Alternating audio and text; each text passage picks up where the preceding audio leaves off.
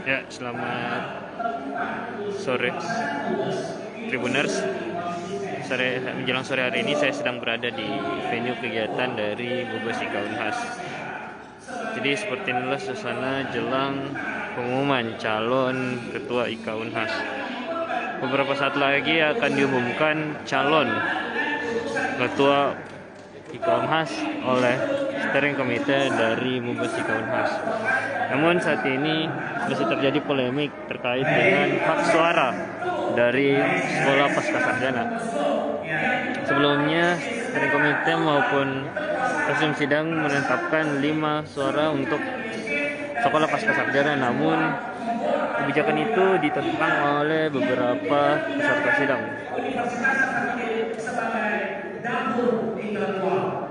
Baik, terima kasih Bapak Ibu sekalian terkait dengan urusan kepesertaan. Saya ingatkan seluruh pembahasan terkait dengan kepesertaan kita telah tuntaskan dari pagi. Oleh karena itu Bapak Ibu sekalian, mohon Jadi seperti inilah tugas kita ini situasi jelang karena kalau semua bicara calon ketua IKA Unhas. Jadi beberapa saat lagi akan diumumkan calon ketua Unhas. Namun saat ini masih terjadi polemik terkait dengan hak suara. Sebelumnya suara sekolah pascasarjana diputuskan mendapat 5 suara. Namun ini masih menjadi polemik.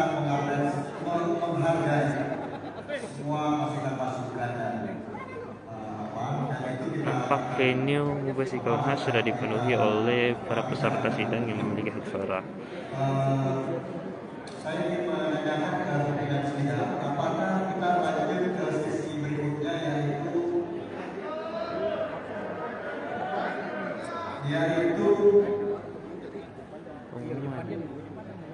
oh ya ini ada nama sebenarnya memang kita butuh ada aura intelektual di Mubes ini. Pakar hukum kita ada, berikan kesempatan kita pandangan hukum bagaimana seharusnya kelembagaan Mubes ini. Masih terjadi polemik terkait hak suara. Sebelumnya steering committee beserta presidium sidang mengumumkan bahwa sekolah pascasarjana mendapat 5 hak suara. Namun hal itu ditentang oleh beberapa peserta sidang yang menganggap bahwa ada ketidakadilan dalam menentukan hak suara. Jadi beberapa saat lagi akan diumumkan calon ketua IKA Unhas 2022-2026.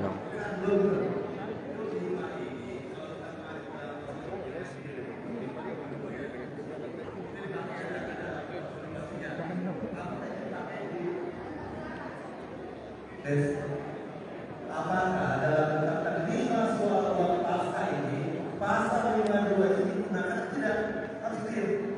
Kalau digunakan berapa jumlah yang baru dari ini akan kita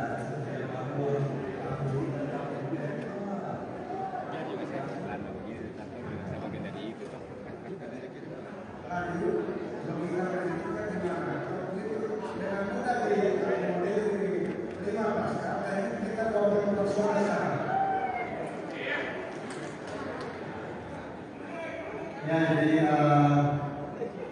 jadi tadi makanya perundingan tidak dilakukan oleh PM3 sebagai wakil direktur yang benar-benar memahami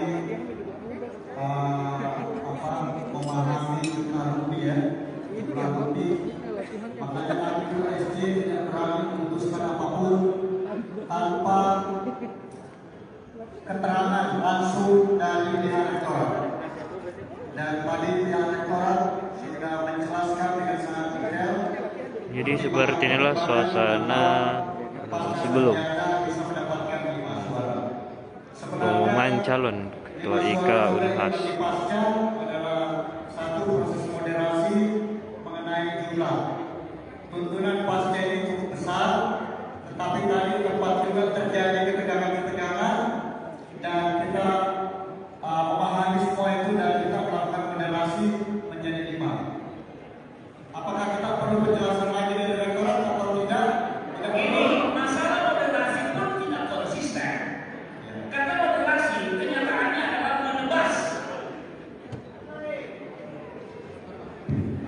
Pimpinan sidang harap tegas.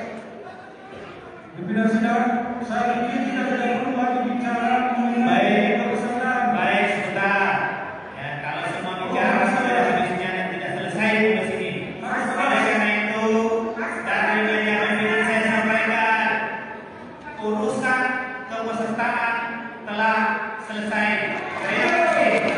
Selanjutnya saya persilakan dari komite Pak Ilo untuk menjelaskan apakah ada calon ketua 1, 2, 3 dan seterusnya.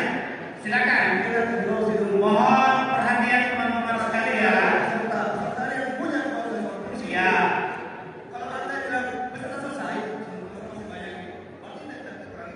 Tapi Bapak hadir pada saya putuskan kepesertaan, harus konsisten dong. Oke, sudah ya. Bapak hadir. Baik. Baik.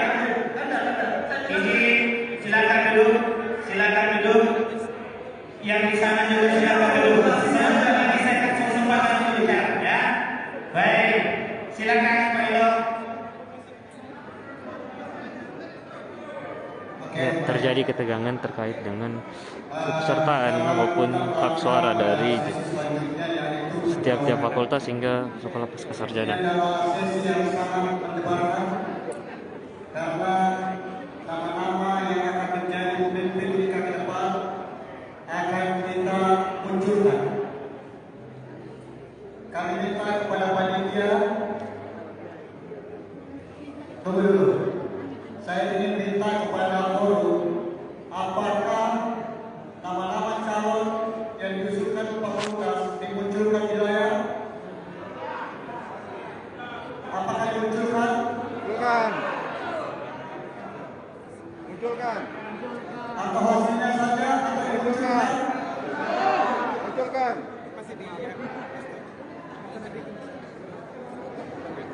Bagaimana pimpinan sidang? Baik, Bapak Ibu sekalian, untuk pencalonan supaya semua bisa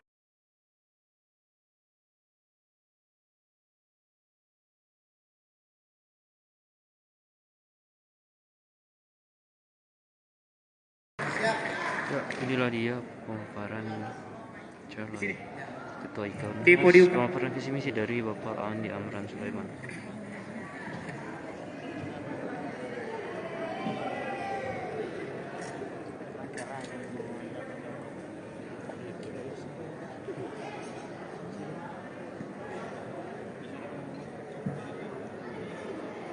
Bismillahirrahmanirrahim.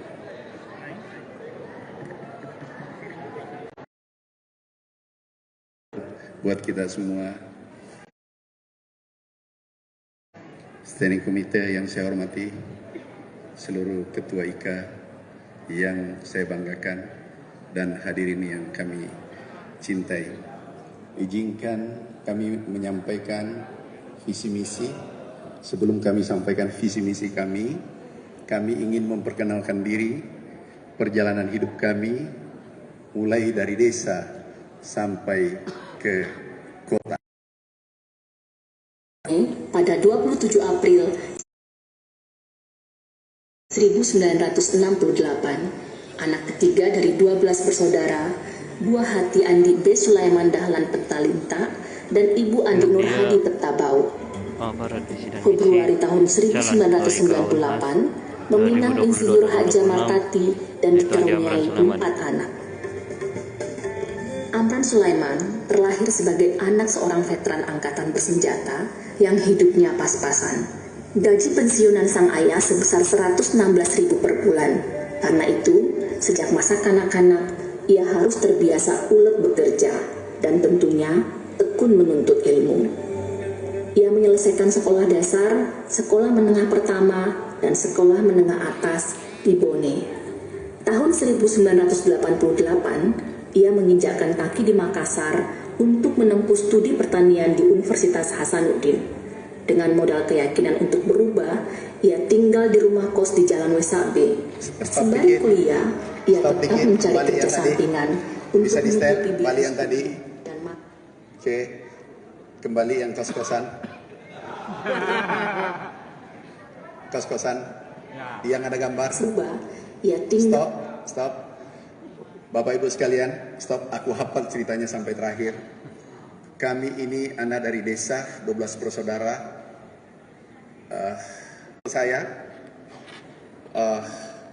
Kasurnya berjamur, obat nyamuk masih ada, ukurannya 4x3 dan kami selama 4 tahun di kos-kosan. Setelah lanjut di rumah kos di Jalan Wesabe. Sembari kuliah, ia tetap mencari kerja sampingan untuk menutupi biaya studi dan makan sehari-hari.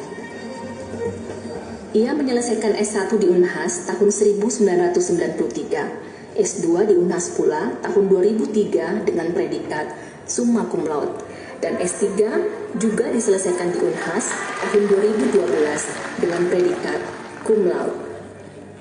Di kampus Merah, ia menjelajahi dunia sains dan teknologi pertanian. Formulasi racun tikus sebagai salah satu upaya untuk membantu petani dalam menanggulangi hama tikus di pertanian dan perkebunan, ia temukan.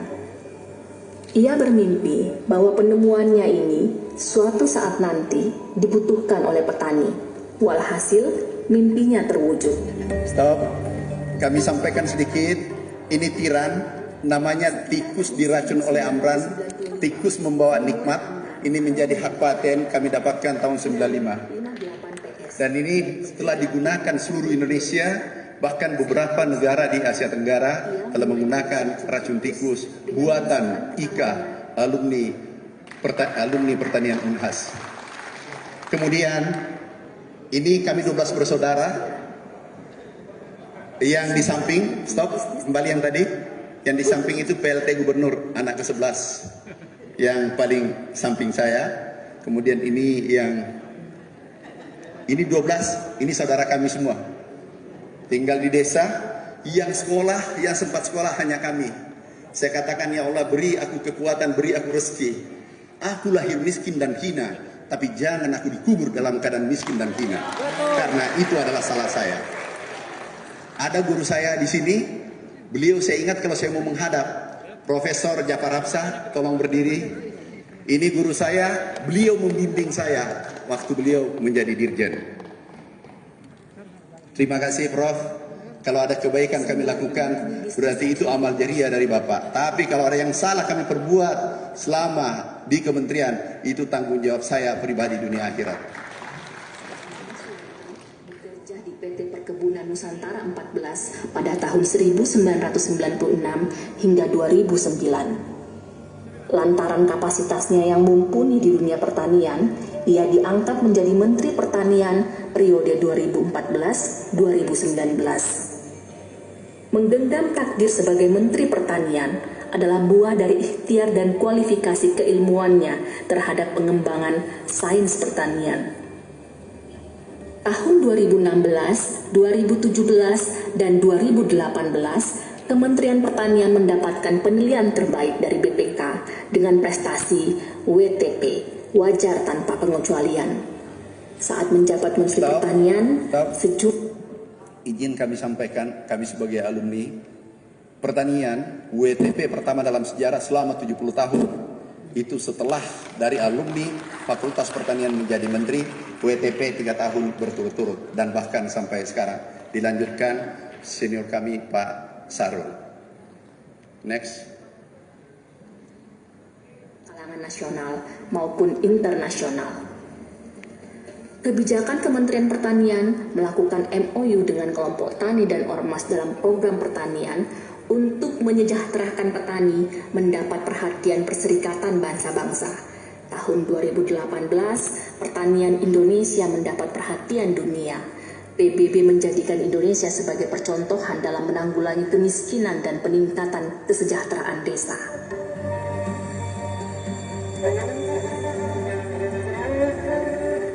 Pasca memimpin Kementerian Pertanian 2019, beliau kembali turun ke lapangan, memimpin Tiran Group dan konsentrasi membangun kawasan pertambangan nikel yang berorientasi pada upaya pembangunan industri mobil pada tahun 2024. Hingga kini, sekitar 46 perusahaan telah ia dirikan. Amran Sulaiman telah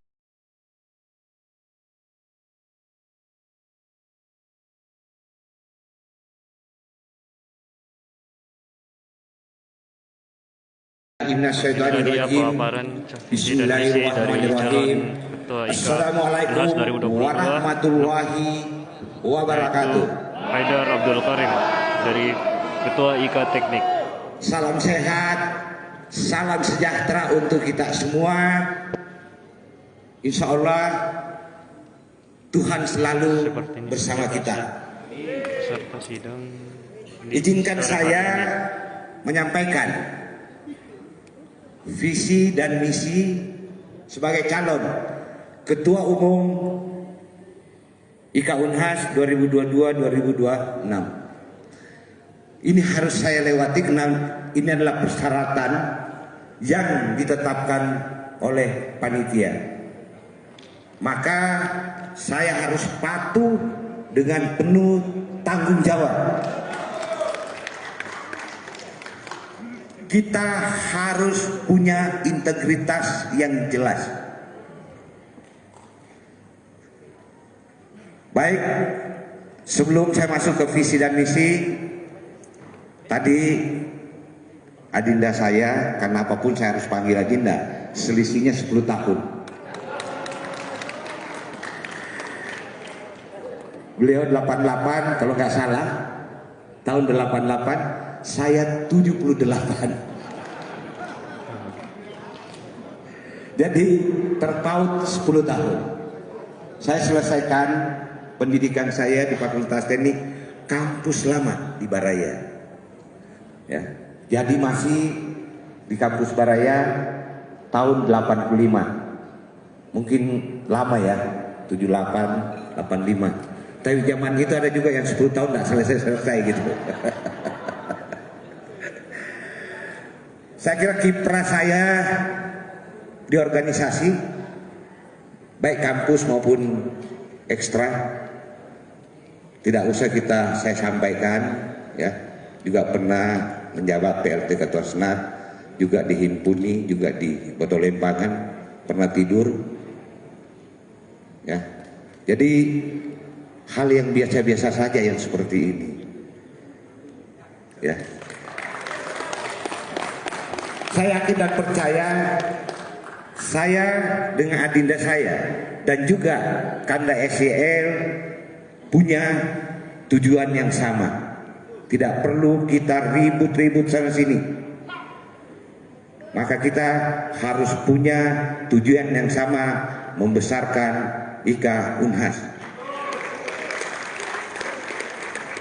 Saya nyatakan di sini bahwa satu, saya meniti karir saya 37 tahun di perusahaan Nindya Karya. Siapapun, dan saya menjadi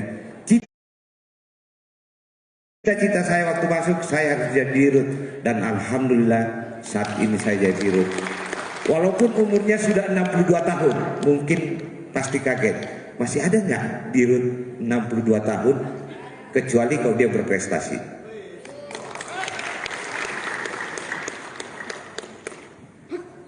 Baik, kalau setelah itu saya jadi diminta ya waktu itu jadi ketua IKA Teknik Unhas.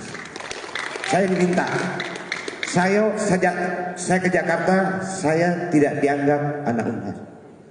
Karena pada saat itu saya lebih banyak bergaul dengan teman-teman dari universitas lain, ITB, ITS, Undip. Karena saya tidak tahu saya harus kemana dengan sahabat saya yang dari Unhas. Perjalanan hidup seperti itu. Dari sana saya coba melangkah, meniti diri saya. Saya hanya kenal waktu itu namanya Tajuddin Nur, yang pernah ketemu saya satu-satunya alumni Unhas anggota DPR zaman itu. Pasti Acok tahu lah. Dia dari Golkar.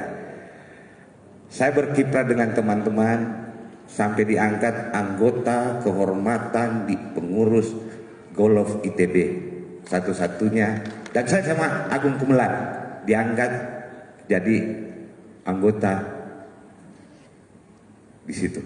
Saya bukan anak ITB, tapi saya adalah anak Unhas. Saya sampaikan itu. Setelah itu saya masuk, alhamdulillah Saya berkiprah hampir 2 periode di IKA Teknik. Saya sudah sampaikan adik-adik sudah tiba masanya juga saya harus memberikan estafet kepada adik-adik angkatan 80-an. IKA Teknik 2 periode, insya Allah tahun depan sudah habis. Banyak yang kita buat, saya tidak perlu menyampaikan terlalu banyak apa yang dibuat, tapi nyata orang melihat dan merasakan, itu yang penting. Ya kita tidak usah menyampaikan ini, tapi orang menikmati nggak, tahu nggak, merasakan nggak, melihat nggak, itu yang penting. IKA Unhas, IKA Teknik, saya punya beban, saya sampaikan ke adik-adik, saya akan hadiahkan 1 masjid IKA Teknik di kampus Teknik Unhas. Alhamdulillah sekarang sudah naik lantai 2, saya sudah lapor juga ke Bu Rektor dan juga Pak JK kemarin. Baik, saya masuk ke visi dan misi. Ini nggak lama, cepat. Biar kita tidak terlalu capek. Saya tahu saya sudah mulai ngantuk. Baik, saya masuk ke visi. Visi ini sebenarnya adalah suatu hal yang mimpi yang harus kita capai. Mewujudkan IKA Unhas sebagai suatu wadah kolaborasi yang bermartabat, saya garis bawahi bermartabat dan bersinergi. Tadi juga sampaikan kita harus bersinergi dengan potensi alumni Unhas dalam berinovasi dan berkarya. Ini adalah visi yang harus kita cita-citakan. Kalau IKA Unhas mau besar sama dengan IKA-IKA yang lain.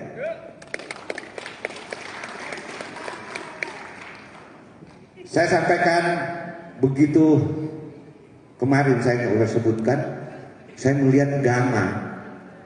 Kok ada pemilihan rektor di Bengkulu, ada pemilihan rektor di Unhas. Semua pada turun alumninya. Kalau ada alumni calon pasti IKA-nya turun. Dan saya dapat telepon langsung, Ketua Harian KGAL menelpon saya untuk membantu salah satu calon waktu itu salah satu calon rektor alumni Gama. Apa yang perlu saya sampaikan? Dari pelajaran itu saya berpikir bahwa kok Unhas tak begini ya saya nanti ke depan. Saya mau seperti ini dan saya sudah berjanji berdua dengan Dinda Amran ya kemarin waktu pertemuan kita bangun itu. Tolong adik-adik ke depan diperhatikan.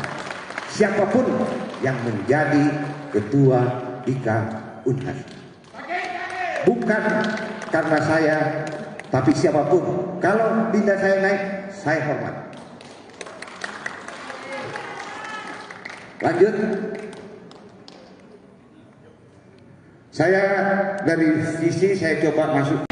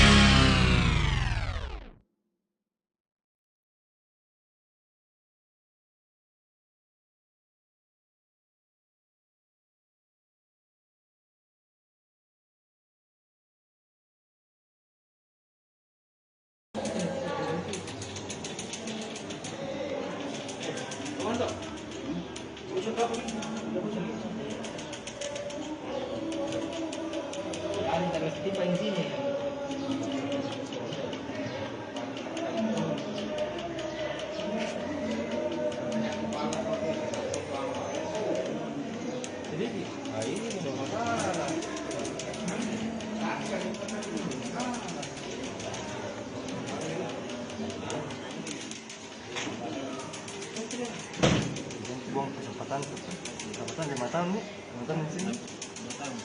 Oh, 2 tahun.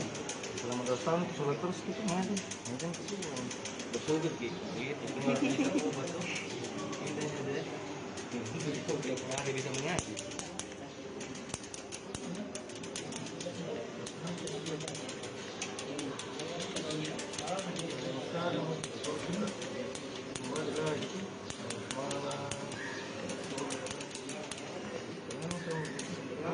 Ya,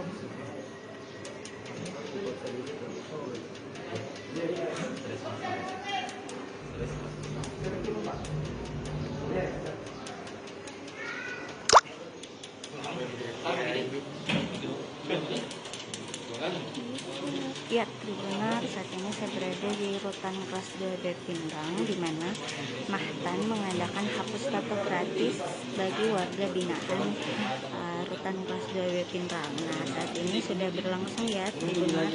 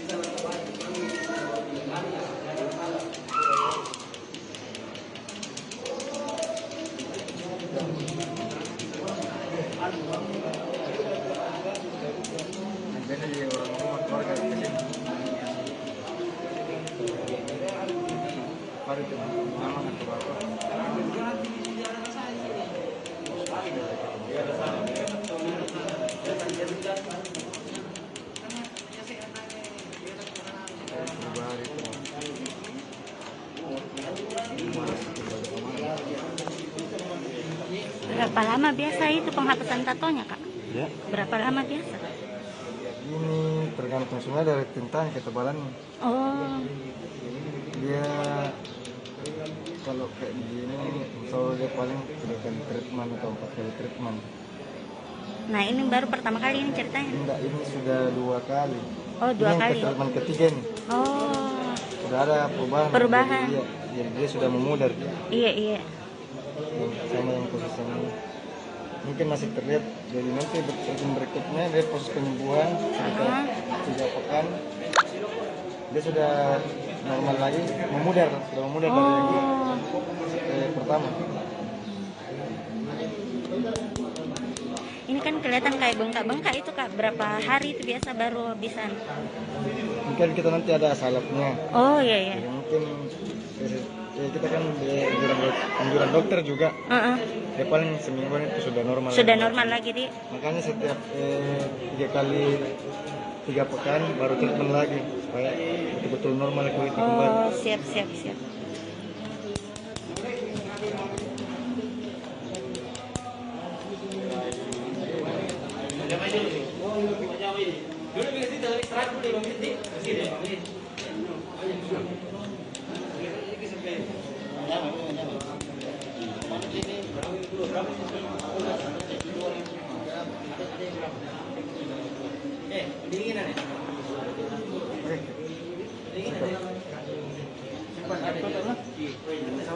Kita penyanyi ketemu lagi.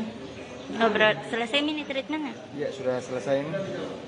Tunggu proses penyembuhannya sama hasilnya. Mungkin ada beberapa dari bloknya ini pudar sudah hilang. Oh iya iya. Ya, nanti mungkin pertemuan berikutnya sudah lebih tipis daripada Tipis ini lagi. lebih pudar lagi daripada ini. Insyaallah. Berarti mesti kamu aja tuh. Iya.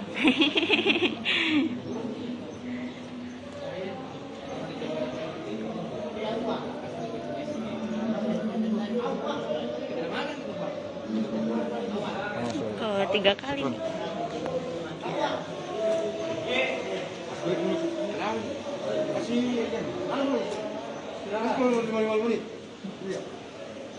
Ya,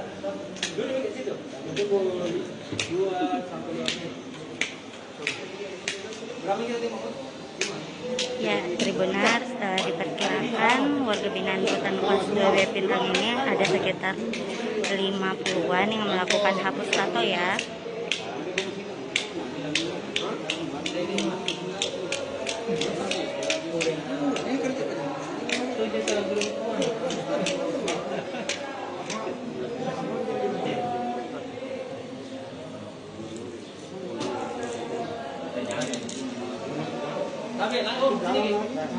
Oke, Tribunars, sampai bertemu di live selanjutnya.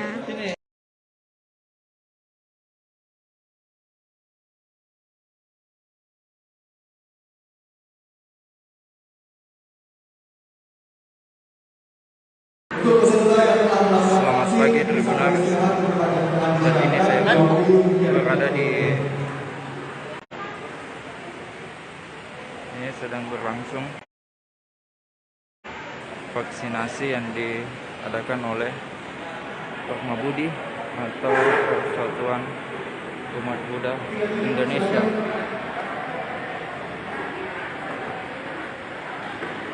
Ini sedang berlangsung vaksinasi.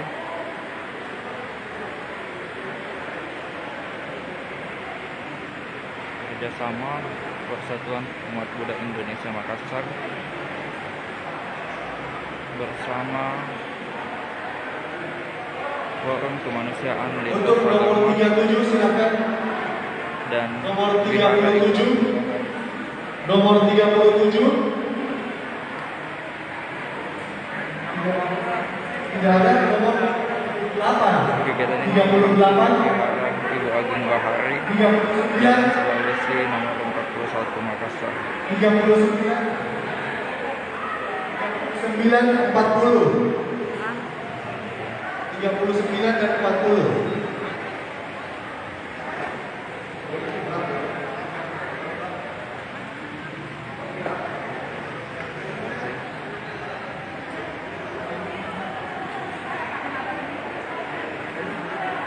Sedang berlangsung proses vaksinasi. Saat ini sedang melakukan pemeriksaan terlebih dahulu sebelum divaksin.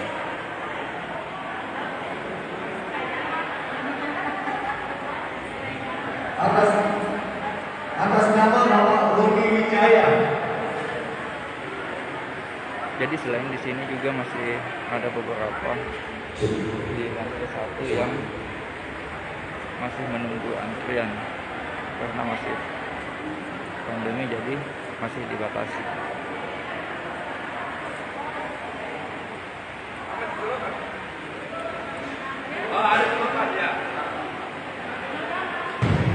Nomor 37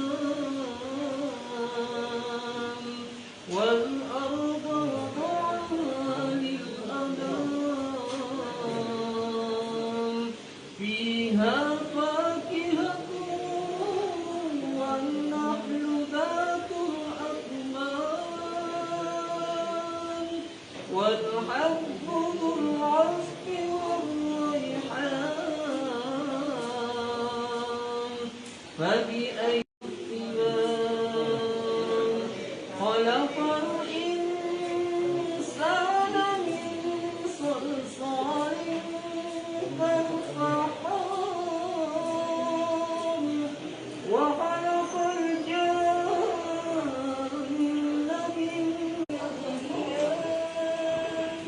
فبأي آلاء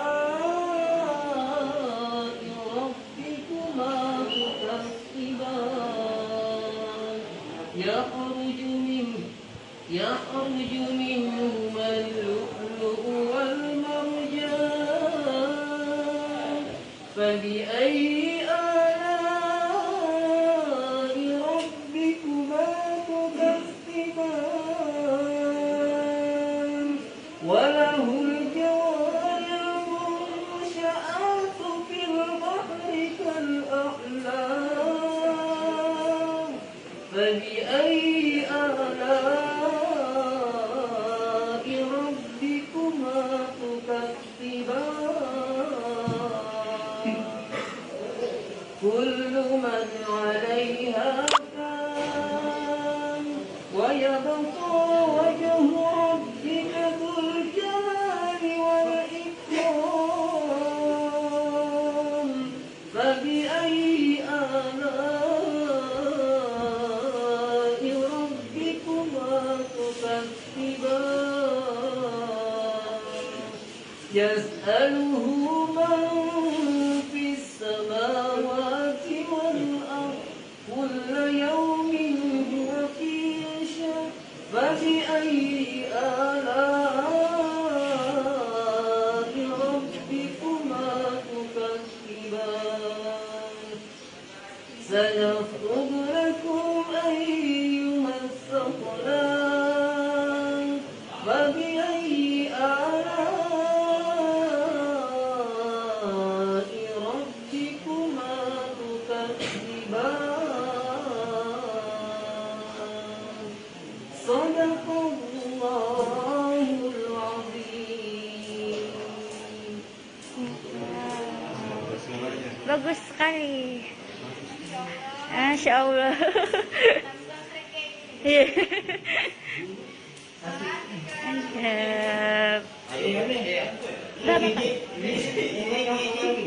Ya, itu tadi Tribunar, salah satu warga binaan Rutan kelas 2B Pinrang. Sangat merdu ya suaranya Tribunar. Ya, jadi dia namanya Mansur Tribunar.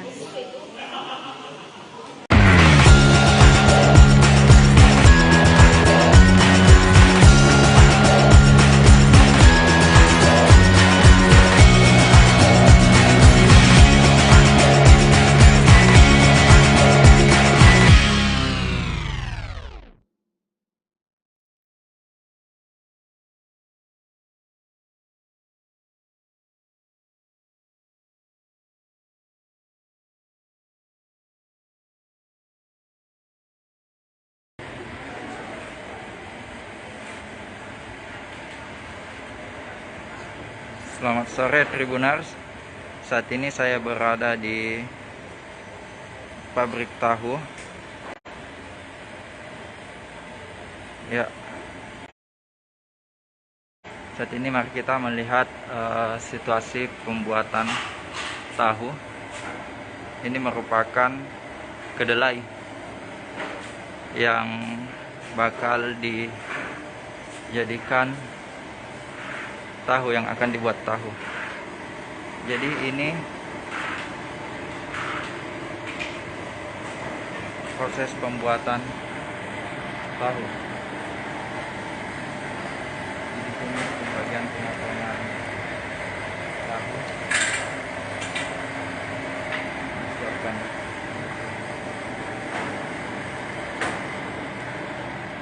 Kemudian di sini ada tempat memasak, merebus kedelai, dan ini sedang memotong-motong tahu yang sudah jadi. Jadi beginilah kondisi di dalam pabrik tahu. Di sini ada ampas tahu. Dan di sini proses penggilingan kedelai yang sementara digiling. Nah, prosesnya seperti ini dari atas.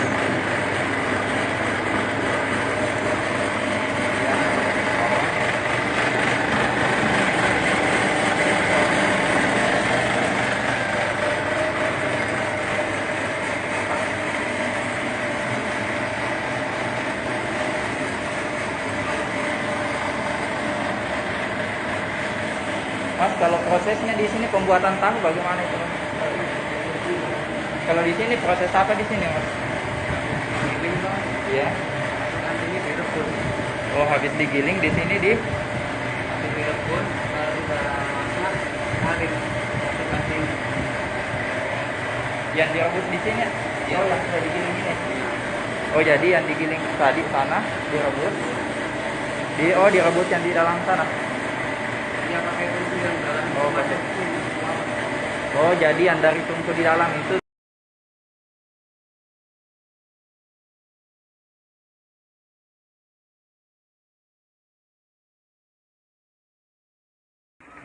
Assalamualaikum warahmatullahi wabarakatuh Tribuners, selamat berakhir pekan.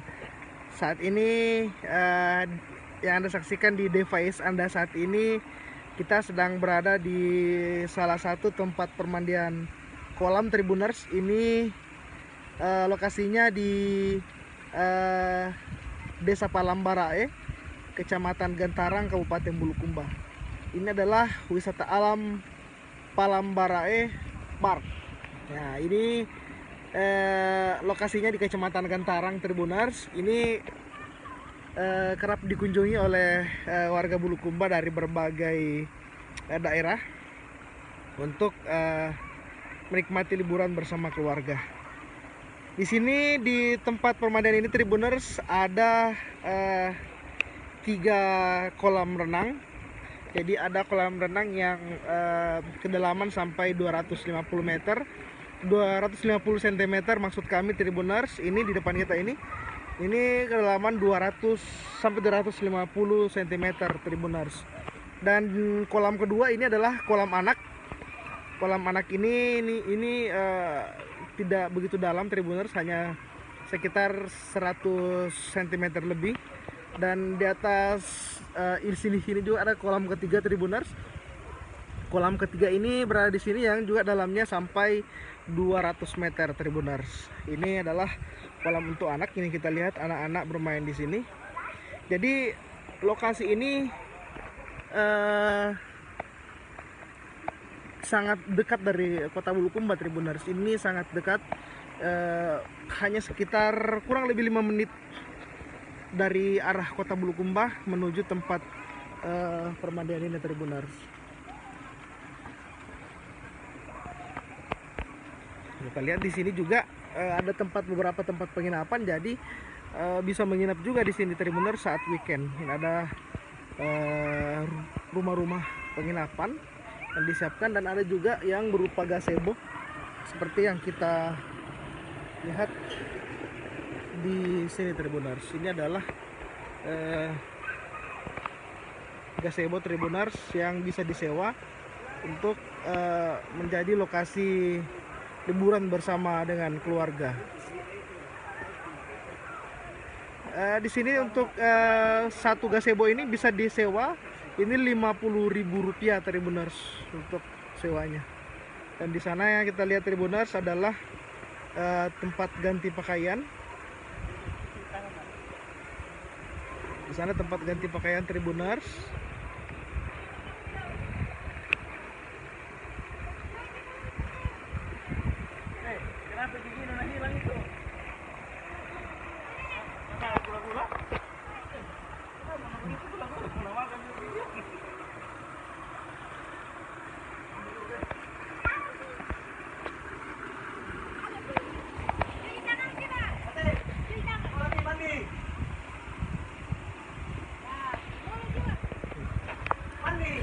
Hari-hari apa saja ramai di sini di tempat ini, Bu? Hari Minggu biasanya penuh di sini, Bu. Orang yang datang. Jadi di sini juga ini menghidupi beberapa UKM Tribuners di dalam lokasi tempat wisata ini.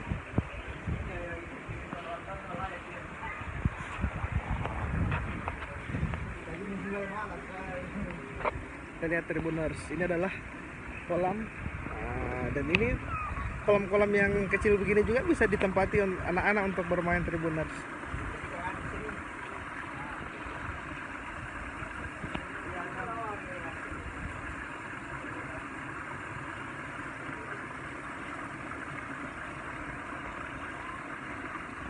Jadi lokasinya ini sangat dekat dari arah kota Bulukumba. Ini ada papan loncatnya juga. Jadi bisa melompat lewat sini Tribuners.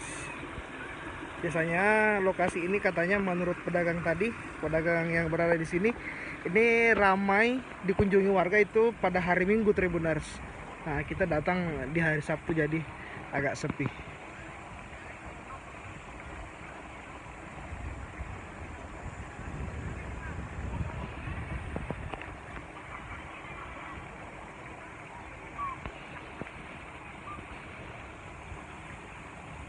Ini dikenal dengan lokasi wisata namanya lokasi wisata Lembah Biru Tribuners. Orang Bulukumba sebutnya seperti itu. Ya, saya kira demikian Tribuners yang bisa kami informasikan. Ini adalah referensi tempat wisata yang bisa kita kunjungi di Kabupaten Bulukumba, khususnya untuk wisata kolam renang. Terima kasih banyak Tribuners. Assalamualaikum warahmatullahi wabarakatuh.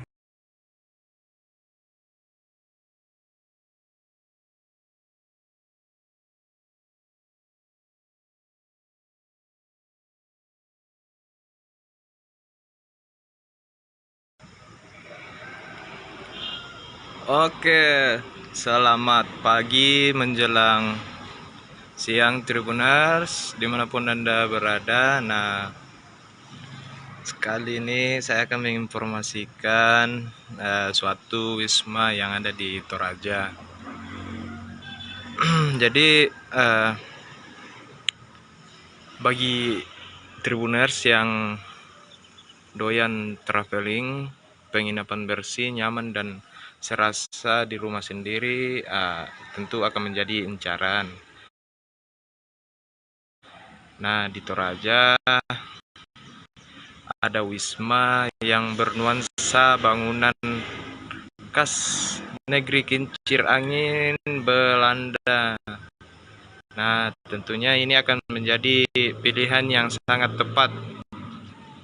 Namanya Wisma Rotterdam, berlokasi di Jalan Poros Makaleran Tepo, tepatnya di Buntuwaya, Kabupaten Toraja Utara. Jadi dia bangunan ini berada di sebelah kiri saat Anda hendak menuju ke Rantepao. Jadi cukup mudah menemukan penginapan ini. Berada di dekat dari Jalan Poros. Nah, begitu sampai di penginapan ini, Anda Tribuners akan disuguhkan dengan tempat nongkrong yang instagramable yang berada di lantai 2 bangunan. Nah, saya sendiri saat ini berada di lantai 2 bangunan.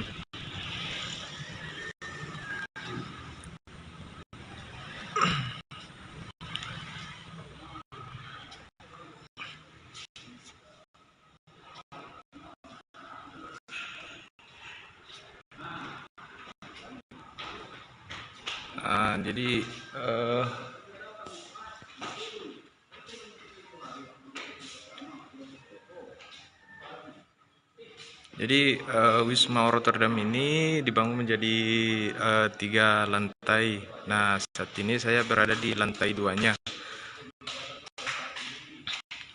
Di lantai 2 ini ada resto yang langsung kita bisa melihat view atau pemandangan Sungai Salusadan.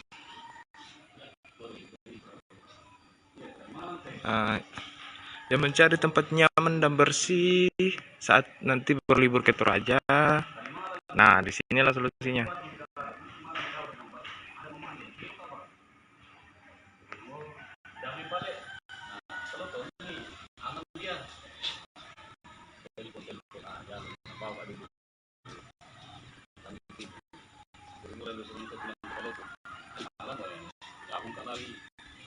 Di sini pusat yang kurang di sini, saudara. Kita ke rumah semua. Nah, ketemu lagi sama ini temannya Alim Metro TV, yang Metro TV Toraja, Tajib, 3 orang. Nah, 3 orang bawa tempat juga. Ini naik dari mana sampai Bengkok, Pak. Saya bilang sama Tony, kalau jam Jadi di sini menarik sekali Tribuners, Anda menikmati kopi sambil menikmati pemandangan Sungai Salusadan.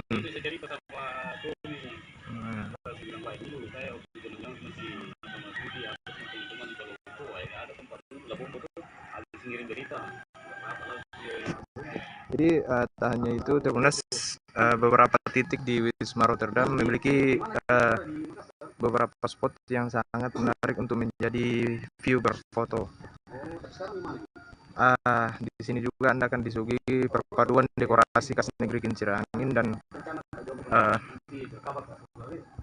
kayu pinus yang menjadi hiasan di resto lantai 2 Wisma.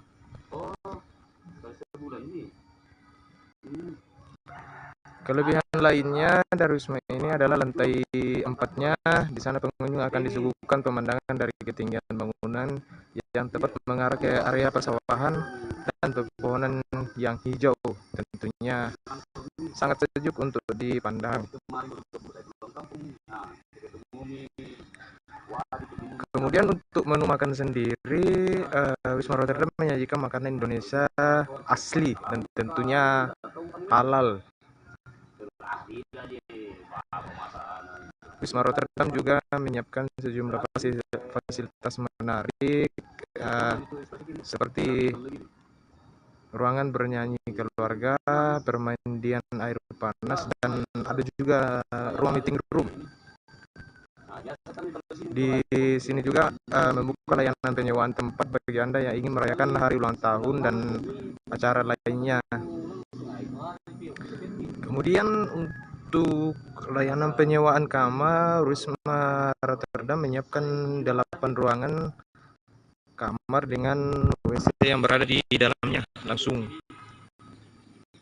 Kemudian untuk harga ya cukup murah. Wisma Rotterdam memberikan harga yang cukup bersahabat. Setiap kamar dihargai 250.000.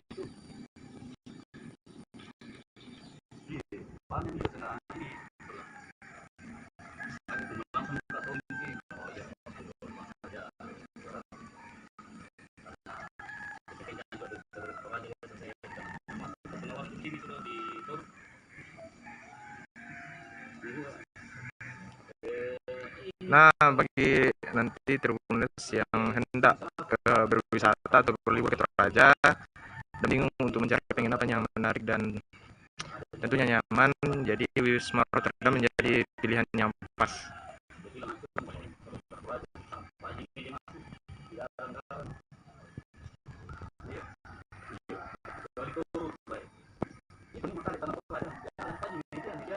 Sekali lagi, jadi Wisma Rotterdam ini berlokasi di Jalan Prosma Kali Rantepao, tepatnya di Buntu Buaya, Toraja Utara. Jadi cukup mudah menemukan Wisma ini Tribuners karena berada di sebelah kiri Jalan Poros saat Anda mengarah atau menuju ke Rantepao.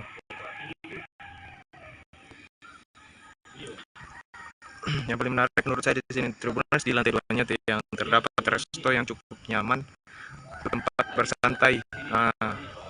Pemandangannya pun tak kalah menarik karena kita bisa langsung menikmati pemandangan Sungai Sadan sambil melihat aktivitas warga setempat yang juga ada beberapa kerbau yang berendam di bawah sungai. Jadi memang sangat menarik Tribuners.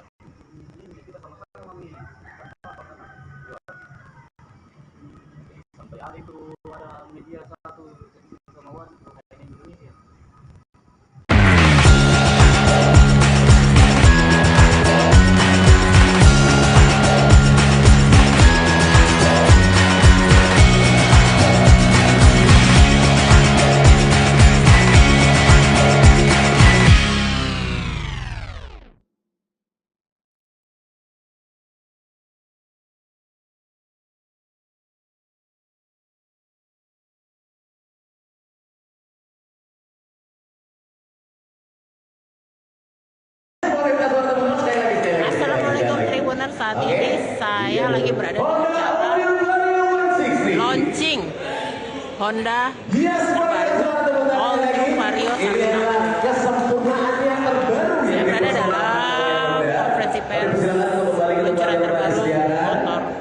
peluncuran senjata baru ini di Fireflies Trans Studio Mall Makassar.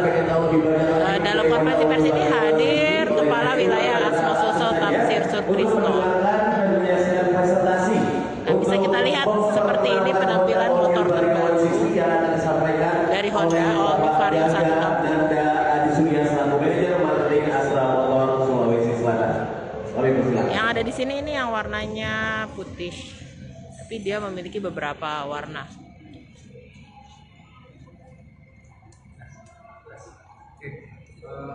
Bismillahirrahmanirrahim. Assalamualaikum warahmatullahi wabarakatuh. Ya, selamat siang Bapak Ibu media, salam satu hati. Pada kesempatan kali ini saya meneruskan dari Kepala Wilayah Astra Sulawesi Selatan, Sulawesi Barat, Sulawesi Tenggara, dan Ambon Pak Bapak Tamsir Sutrisno ingin menyampaikan produk terbaru dari Astra Motor Social Bar Prabon, yaitu New Vario 160 ya. Dimana seperti yang kita ketahui bersama, sini tampak bagian kuncinya. Ini menyeluruh, ada mesin, rangka, desain, dan fitur yang semakin canggih.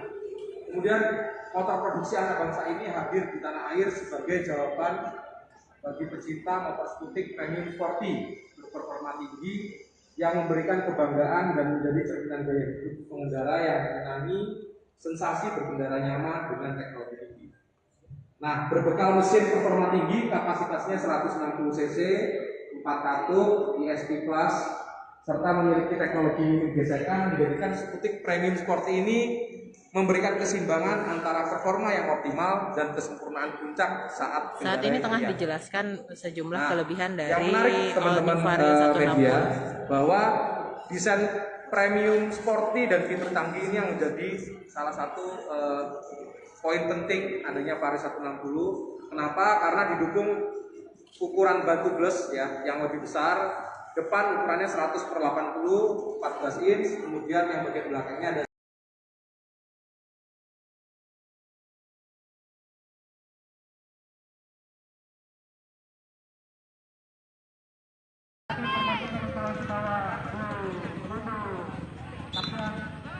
ada pergantian pemain di nomor 80 ditarik keluar, masuk nomor 11. Pemain yang ditransfer dari Aljazair datang memperkuat capaian di sore hari ini. Ya.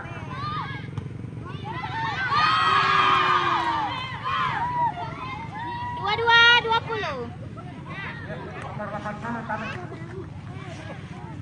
Yang mau diganti.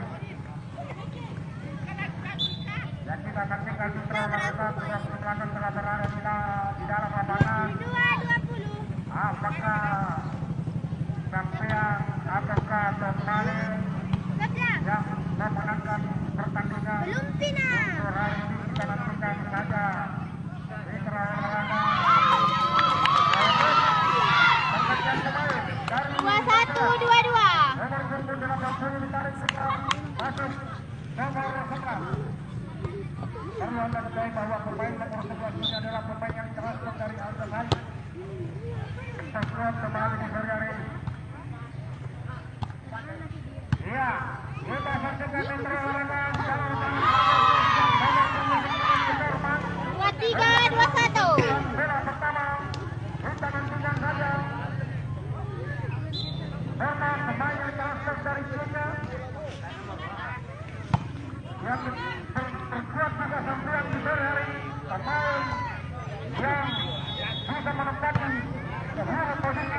Sudah dilakukan tadi kepala langsung dari mengarah tiga perjalanan. Bahaya tadi.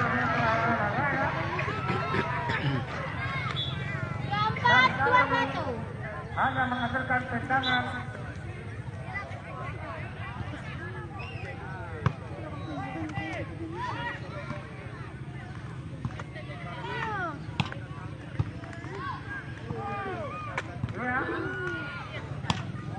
Menghasilkan tendangan penjuru untuk yang pertama kalinya.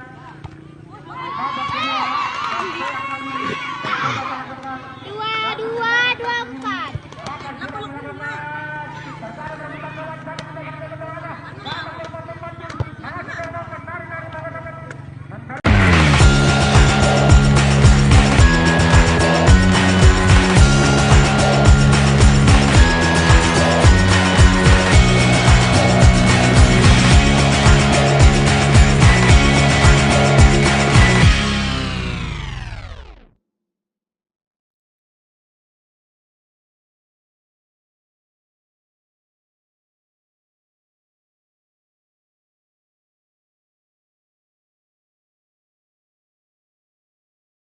di mana minyak goreng langka, harga per liter melambung tinggi. Minyak goreng kemasan langka tepatnya di Kabupaten Luwu Timur, Sulawesi Selatan. Kelangkaan minyak goreng ini sudah beberapa pekan terjadi. Minyak goreng yang langka di toko dan pasar berdampak pada naiknya harga minyak goreng.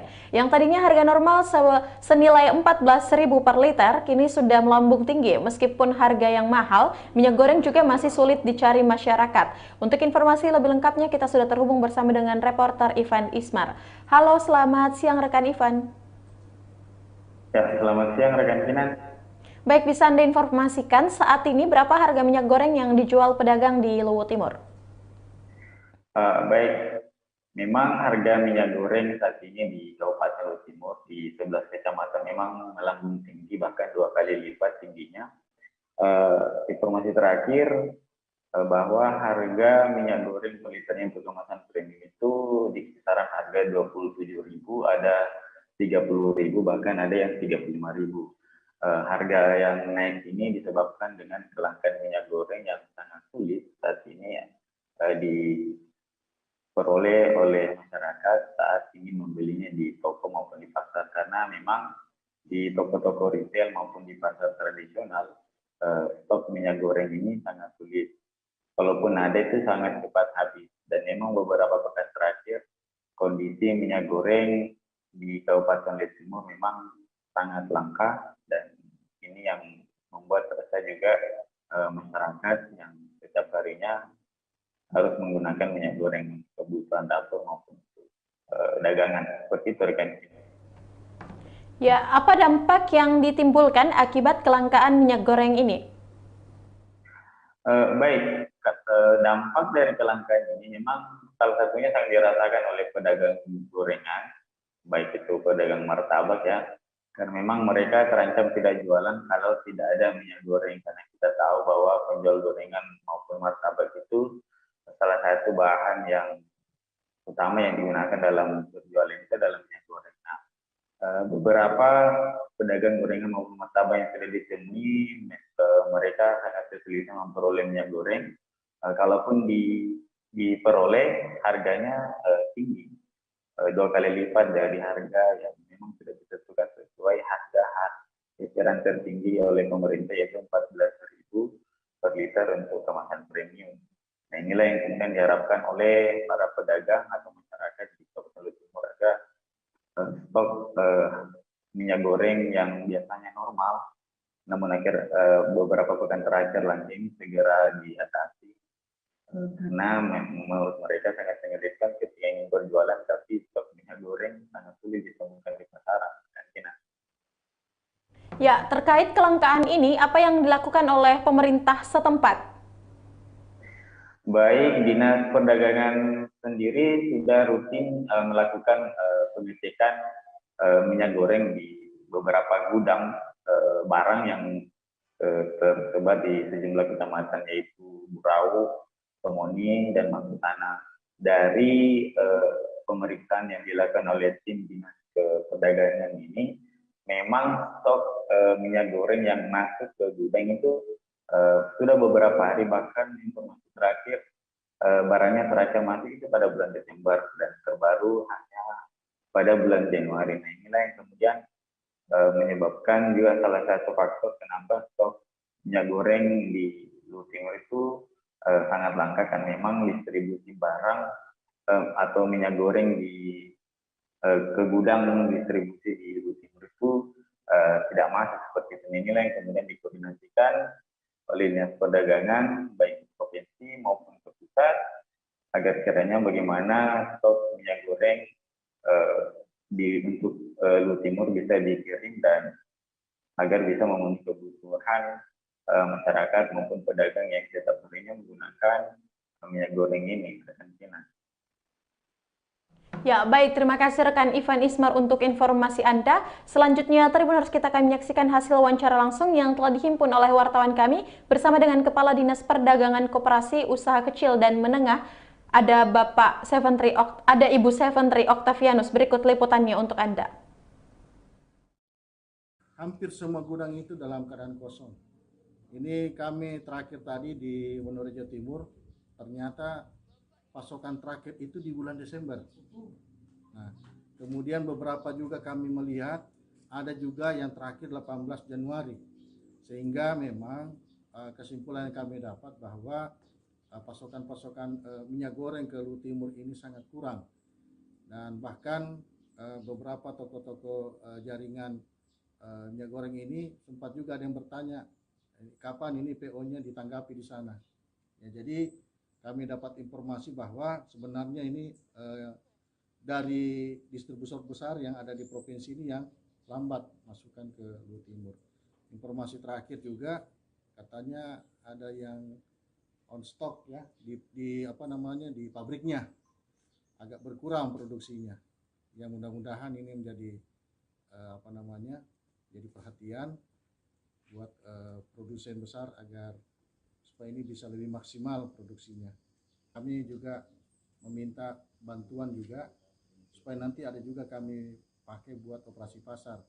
Ya karena kalau untuk ke toko-toko juga kami agak khawatir juga nanti tidak terlalu terkontrol, nanti bisa mungkin ke pengecer-pengecer. Nah, kalau kami lakukan operasi pasar, kami khususkan nanti kepada rumah tangga yang membutuhkan dan juga kepada UKM.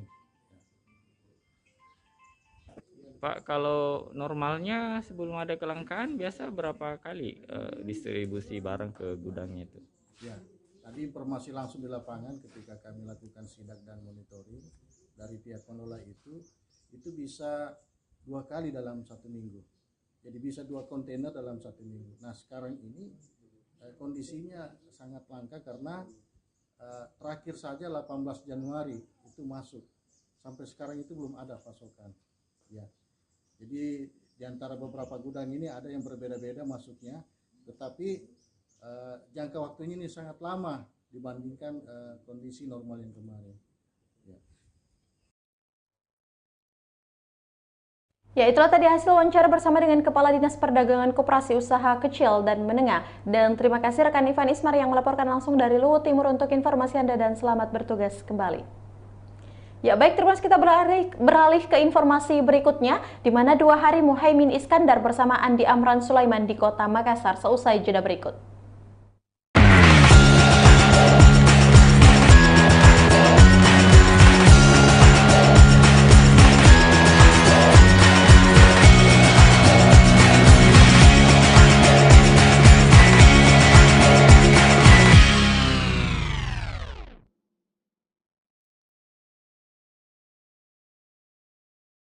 Ya, terima kasih Tribuners, Anda masih setia menyaksikan program Live Report on the Spot dan kembali lagi bersama saya Kinan Aulia. Informasi berikutnya datang dari Kota Makassar, di mana 2 hari Muhaimin Iskandar bersama Andi Amran Sulaiman di Kota Makassar.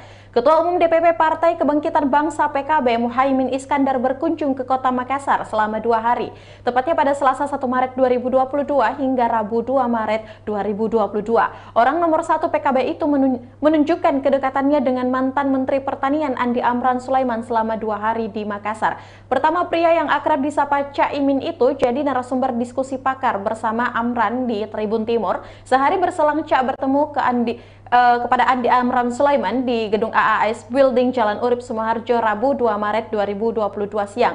Caimin dan rombongan dijamu makan siang sambil ngobrol santai. Dan dalam sejumlah kesempatan, kader PKB Sulsel mendorong usulan paket Caimin Amran Sulaiman maju pada Pilpres 2024. Bahkan balihonya sudah bertebaran di sejumlah jalan Kota Makassar. Untuk informasi lebih lengkapnya, kita sudah terhubung bersama dengan reporter Ari Mariadi di Kota Makassar. Halo, selamat siang rekan Ari. Ya, halo, selamat siang Pak Kinan. Baik, bisa Anda jelaskan apa saja pembahasan Caimin bersama Andi Amran Sulaiman? Jadi Pak Kinan, seperti dilaporkan tadi bahwa Ketua Umum PKB ini Caimin ini berada di Kota Makassar selama 2 hari, yaitu dari Selasa hingga Rabu. Yang menarik ini Tribuners, jadi Caimin ini sebagai Ketua PKB salah satu penggagas mengusulkan agar agar pemilu 2024 ini ditunda. Akan tetapi ternyata kader-kader PKB di Sulawesi Selatan ini mendorong nama Caimin untuk maju calon presiden 2024. Kader PKB Sulawesi ini mendorong paket bersama tokoh Indonesia Timur, perwakilan Timur, agar ada perpaduan Timur dan Barat, dalam hal ini nama Andi Amran Sulaiman. Nah, kalau pembahasannya seusai pertemuan kepada media, Caimin beralasan keduanya hanya membahas tema diskusi-diskusi ekonomi dan politik kesejahteraan tentang potensi Indonesia Timur. Seperti itu Mbak Kinan. Ya baik, terima kasih rekan Ari Mariadi. Selanjutnya bisa Anda informasikan juga bagaimana dengan tanggapan Caimin terhadap dorongan kader PKB Sulsel maju Pilpres. Jadi Mbak Kinan, dalam kesempatan tersebut sejumlah wartawan ini menanyakan kepada Caimin atau Muhaimin Iskandar tentang dorongan kader-kader PKB Sulsel untuk maju Pilpres. Caimin beralasan mengatakan bahwa 2 tahun ini menuju Pilpres masih dinamis. Dia beralasan masih menunggu melihat situasi 1 tahun ke depan, termasuk bagaimana respon publik melalui survei. Jadi dia masih menunggu survei elektabilitas ke depan. Seperti itu Mbak Kinan. Bagaimana dengan tanggapan Andi Amran Sulaiman? Baik, jadi Andi Amran ini sebagai nama yang diusulkan oleh kader PKB Sulsel Maju 02 ini juga belum mau berpikir terlalu jauh. Dia belum mau berbicara politik ke publik. Dia beralasan ingin fokus mengurus bisnisnya di bawah bendera PT Tiran Group. Apalagi di tengah pandemi katanya ekonomi lagi susah. Jadi seperti itu Pak Kinan.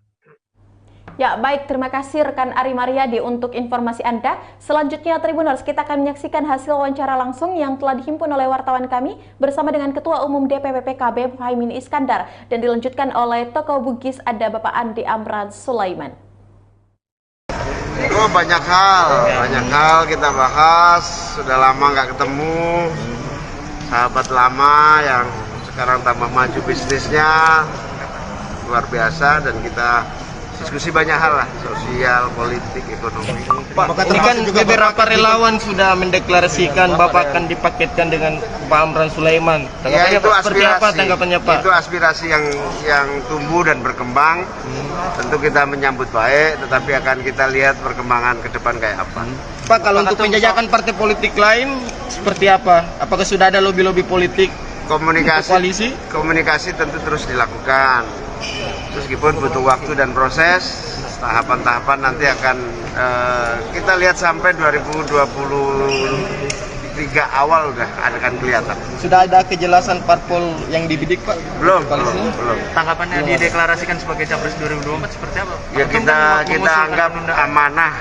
anggap amanah, sehingga kita bisa berjuang dengan sungguh-sungguh. Pak, bagaimana sosok Pak Andi Amran Sulaiman? Pak Amran adalah satu-satunya orang yang paling kuat di sini, di Indonesia Timur, yang masa depannya bagus sekali. Gus kan mengusulkan pengunduran Pilpres, apakah akan mengajukan untuk amandemen Undang-Undang Dasar sendiri? Itu nanti kita diskusikan. Kita sedang mengusulkan dan nunggu tanggapan para ketua umum. Nanti kita lihat dulu reaksi ketua umum, kita belum dengar semuanya. Walaupun 3 partai mendukung usulan Gus. Iya kayaknya kan masih harus semua ketua umum kita ajak bicara. Sebelumnya ada komunikasi dengan Istana nggak sih Gus? Belum. Baru kita dengan ketua umum nanti baru nanti setelah ketua umum bagus baru Istana. Gus ini kan mengusulkan pengunduran Pilpres, tapi deklarasi ini banyak sekali. Oh ya, namanya juga usulan kan, soal target pemilu kan tetap. Itu kan usulan saja. Kenapa sampai diusulkan untuk penundaan? Karena momentum ekonominya tidak boleh hilang gara-gara konflik, kompetisi, gara-gara stagnasi politik. Gus, informasinya ada arahan dari Pak Luhut untuk penundaan pemilu itu? Nggak ada. Kita yang membutuhkan beberapa kita. Aku fokus sekarang bangun masjid di Konowe Utara, ada di Bone. Insya Allah di Makassar. Tapi Pak, gimana? Tadi bahas politik, Gus Muhaimin tanggapi yang kita terbaik. Paketnya nanti Dikatakan alhamdulillah saja, beliau adalah sahabat saya semua. Ya, yang penting teman-teman media jaga kesehatan. Dari dua kandidat capres. Ada kemungkinan ya akan maju ya sebagai 02. Dari 2 kandidat capres yang sudah datang di sini, Pong, bagaimana, Pong? Sekarang Kami fokus bisnis. Kalau mau cerita bisnis aku bahas. Pak, ada bisnis tadi Pak sama lain Pak untuk koalisi nanti. Bicara bisnis tadi sama Pak Muhammad. Ya, kita cerita bisnis hubungannya dengan isu nasional ada. Isu-isu nasional adalah ini kesehatan, COVID, bagaimana supaya COVID ini reda, kita ekonomi bergairah kembali. Pak, katanya bahas politik juga tadi, terkait apa bahas politik? Ya, ditanya beliau. Ya, itulah tadi hasil wawancara yang telah dihimpun oleh wartawan kami, dan terima kasih rekan Ari Mariadi yang melaporkan langsung dari Kota Makassar untuk informasi Anda, dan selamat bertugas kembali. Ya, baik Tribuners, kita beralih ke informasi berikutnya, di mana operasi keselamatan pengendara melanggar di Parepare tak ditilang. Seusai jeda berikut.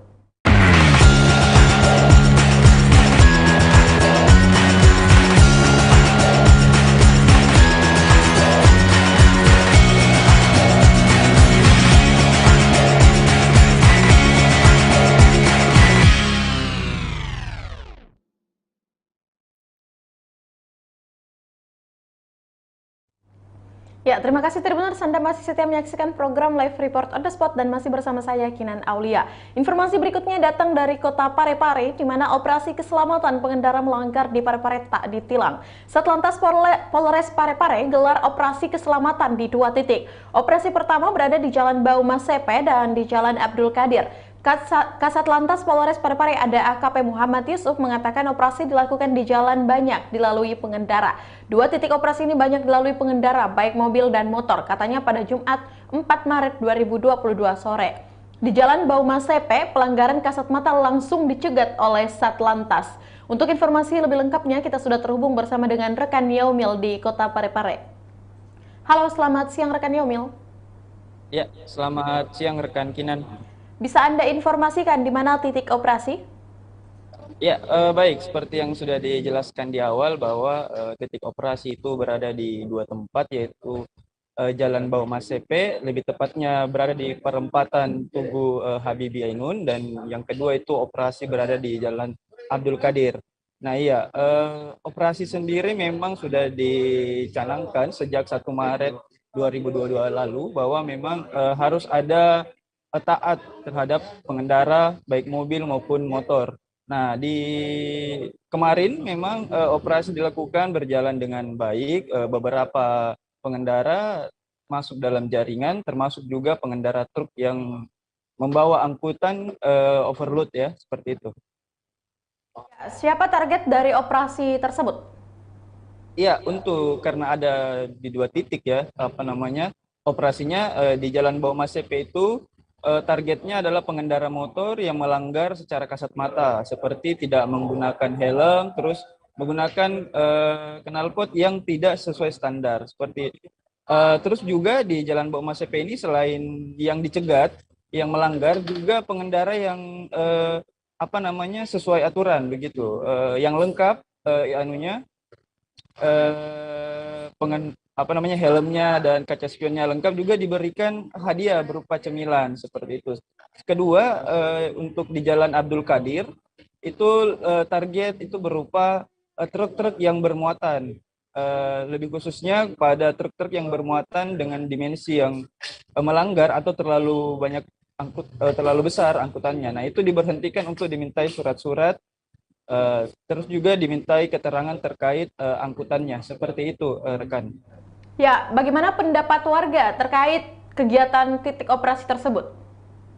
Ya, salah satu warga mengatakan bahwa dia tidak bermasalah dengan operasi ini dikarenakan tidak ada penilangan atau sanksi berat yang diberikan kepada warga yang ditilang. Nah, misalkan kalau tidak memakai helm, si pengendara dipersilahkan untuk pulang atau mencari helm terlebih dahulu untuk melanjutkan perjalanan. Olehnya itu pengendara tidak keberatan seperti itu. Ya, baik, terima kasih rekan Yaumil untuk informasi Anda langsung dari Parepare. Selanjutnya Tribuners, kita akan menyaksikan hasil wawancara langsung yang telah dihimpun oleh wartawan kami bersama dengan Kasat Lantas Polres Parepare AKP Muhammad Yusuf dan salah seorang warga atas nama Eva. Berikut liputannya untuk Anda. Tertib lalu lintas Dalam giat sosialisasi ini Pak, apa ada tindakan ini Pak atau hanya sekedar himbauan saja Pak? Baik, jadi untuk saat ini operasi keselamatan kita sore ini hanya memberikan teguran dan edukasi saja kepada masyarakat bahwa operasi keselamatan itu dilaksanakan mulai tanggal 1 sampai 14, disampaikan kepada seluruh keluarga agar senantiasa dalam berkendara selalu tertib, mematuhi peraturan lalu lintas agar dapat selamat di jalan, dan juga kita ingatkan untuk senantiasa mempedomani protokol kesehatan. Bahkan yang tidak tidak membawa masker, kita berikan masker. Ya, seperti itu. Selama operasi ini Pak, apa ada yang ditilang Pak? Ya, untuk saat ini mulai hari pertama sampai ke 4 kami belum melaksanakan tilang, hanya berupa teguran saja sebagai edukasi dan sosialisasi serta himbauan kepada masyarakat supaya dalam menjelang nanti masuk ke Ramadan dan Idul Fitri semua sudah bisa tertib lalu lintas untuk keselamatannya. Pendapat ini sama kegiatannya Pak Kasat Lantas ini Bu? Ya, menurut saya bagus. Artinya kita tadinya tidak pakai helm, artinya kita bisa memakai helm dan tidak lupa lagi. Dan ini ditilang tidak Ibu tadi ini? Tidak. Jadi cuma dikasih peringatan. Peringatan bagaimana harapannya Bu? Harapannya ya kedepannya lebih baik lagi supaya kita lebih taat lagi terhadap aturan. Iya. Ya, makasih Bu. Siapa nama itu Bu? Eva. Ibu Eva, ya makasih. Ya, itulah tadi hasil wawancara yang telah dihimpun oleh wartawan kami, dan terima kasih rekan Muhammad Yomil yang melaporkan langsung dari Parepare untuk informasi Anda, dan selamat bertugas kembali.